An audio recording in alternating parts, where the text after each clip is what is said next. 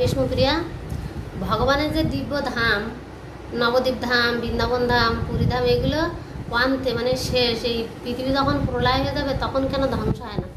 বলছেন যে যার কখনো সৃষ্টি নেই তার কখনো ধ্বংস হয় না। যে জন্য বলছেন শ্রীকৃষ্ণ চৈতন্য প্রভু জীবে দয়া করে সপার্শ্বদ স্বীয়ধর্ম সহ অবতারী।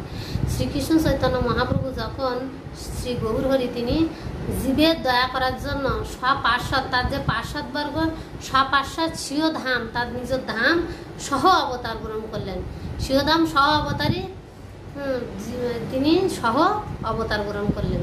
সেজন্য এইটা কারো তৈরি করা ধাম না, ব্রহ্মার সৃষ্টি না, সেজন্য এটার কোনো ধ্বংস নেই। যেমন আমাদের আত্মা কখনো ছেদন করা যায় না, তাকে শোষণ করা যায় না, ভিজানো যায় না, শুকানো যায় না, কারণ এটা হচ্ছে ভগবানের অবিচ্ছেদ্য অংশ। এটাকে হত্যা করা যায় না, দেহটাকে বিনষ্ট করা যায়।